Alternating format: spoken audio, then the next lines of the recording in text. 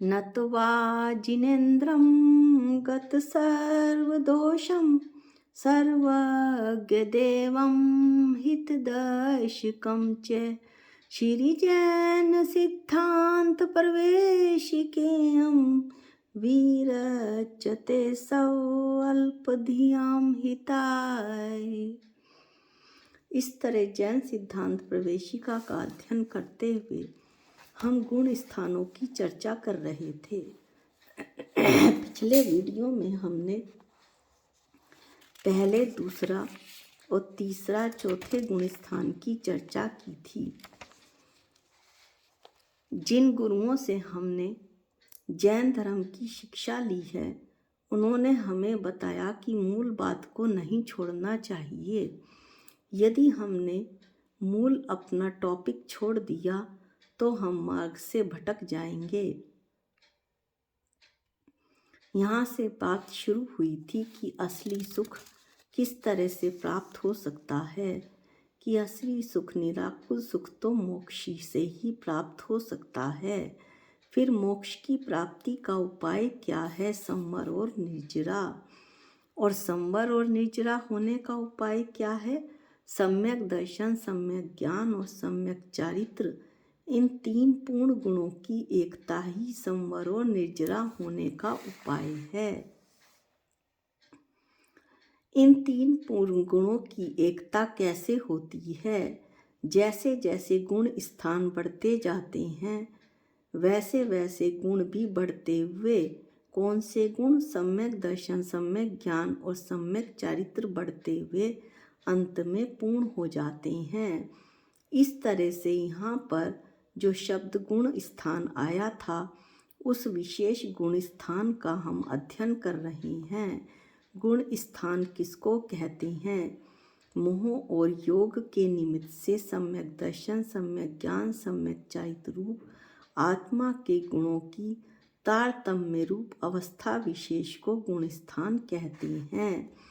पिछले वीडियो में हमने मिथ्यात्व, सासादन, मिश्र और अविरत सम्यक दृष्टि, इन चार गुण स्थानों की चर्चा कर ली थी।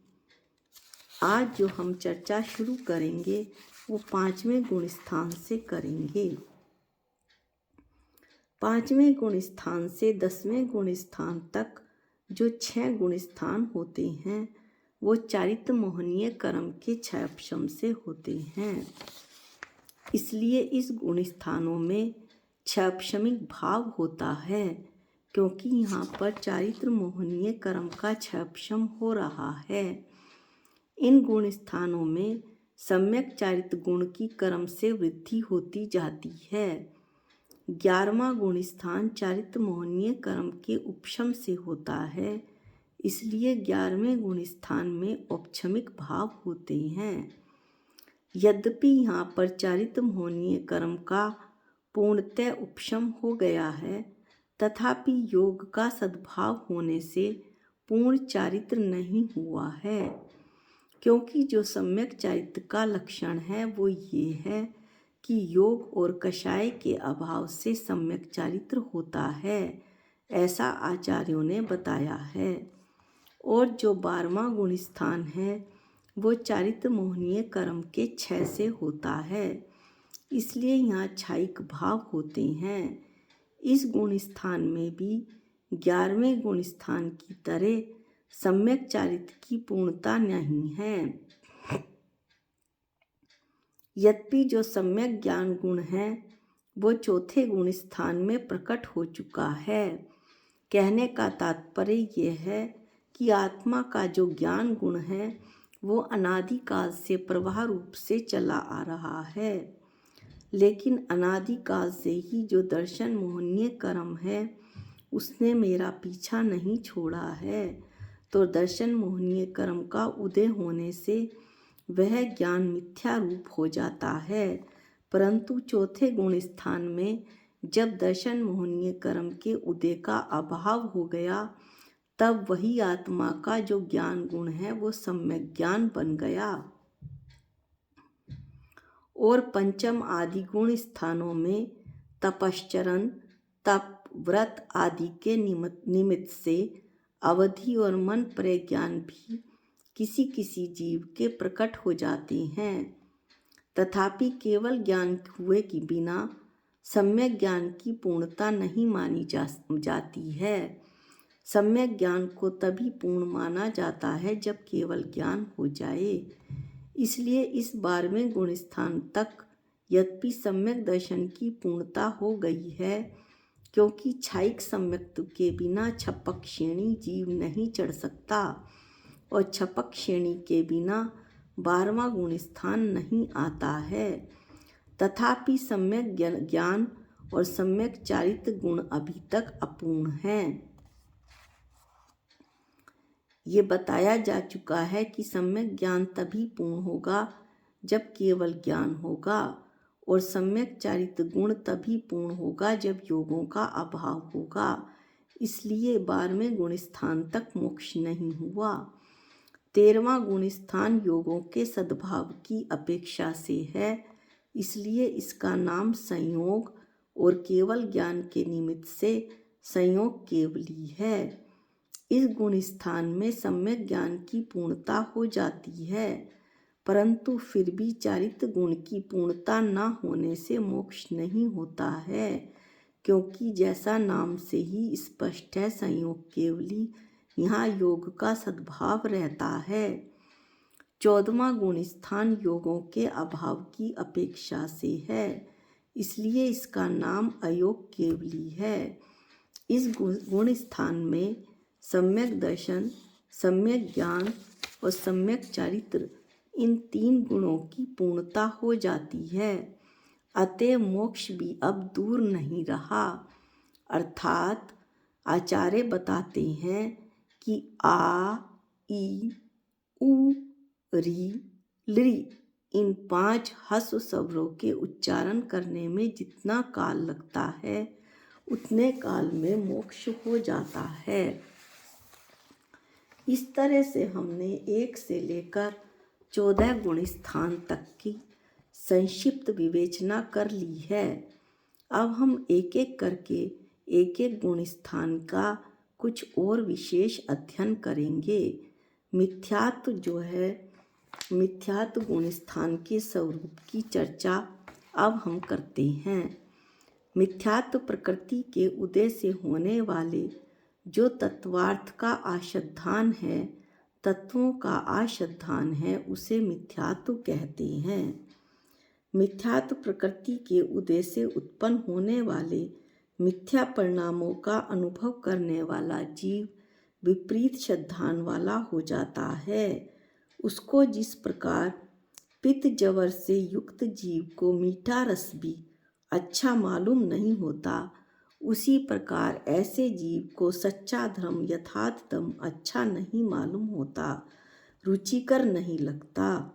मैं शरीर ही हूँ, ये बात उसे लगती है, अच्छी लगती है। मैं चेतन भगवान आत्मा हूँ, ये उसे रुचिकर नहीं लगता। आत्मा वात्मा क्या है मैं नहीं जानता, ऐसा उसके विचार होते हैं। मिथ्या भाव को समझने के लिए हम एक टेबल की सहायता से देखेंगे। इसमें उदाहरण और सिद्धांत बताया गया है। जैसे पित्त जवर से, वैसे मिथ्यात्व से। पित्त जवर से युक्त जीव को मीठा रस भी कटु लगता है। सिद्धांत में बताया है कि मिथ्यात्व से युक्त जीव को धर्म नहीं रुचता है। जो मिथ्या दृष्टि जीव होता है वो सच्चे गुरुओं के दोषों से रहित और हित करने वाले वचनों का भी यथार्थ श्रद्धान नहीं करता है। इसके विपरीत जो आचार्य भास हैं, यानी जो सच्चे आचार्य नहीं हैं, उनके द्वारा बताए गए उपदेशों का श्रद्धान करता है, और साथ ही जो बिना उपदेशित सुने सुनाए वचन हैं उन पर ऐसे मिथ्या वचनों पर भी श्रद्धान करता है। इसका भी आप एक टेबल देखें, चार्ट देखें। मिथ्या दृष्टि के बाह्य चिन्ह उपदिष्ट उपदेशित अरंत के वचनों पर श्रद्धा नहीं करता, कुदेव आदि के मिथ्या वचनों पर श्रद्धा करता है, बिना उपदेशित मिथ्या वचनों पर श्रद्धा करता है। बिना उपदेशित मिथ्या वचन कैसे? हम कुछ जो मेरे जीवन में अनुभव में आए हैं उसकी एक आध घटना की चर्चा करते हैं। जैसे कि किसी फला तीर्थ स्थान पर जाकर उल्टा सतिया बनाया हो तो आपका जो काम है वो पूरा हो जाएगा। यदि आप बच्चा चाहते हैं या धन संपदा चाहते हैं तो वो आपको मिल जाएगी, और जब वो आपको प्राप्त हो जाए तो सीधा सतिया वहाँ पर बना आना।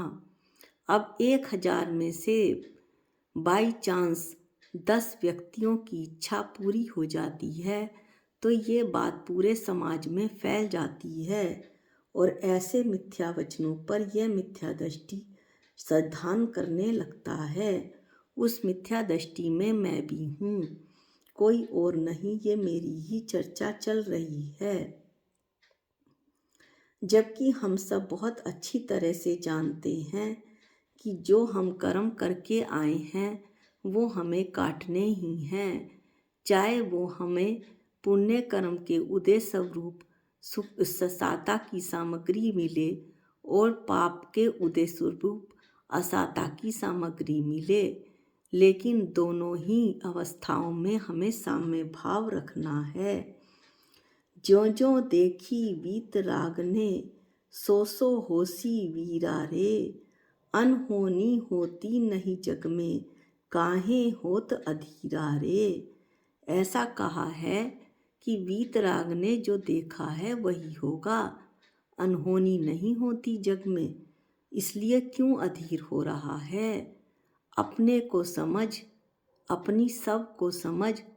तेरी आत्मा क्या हम सबकी आत्मा, मेरी आत्मा अनंत गुणों का भंडार है।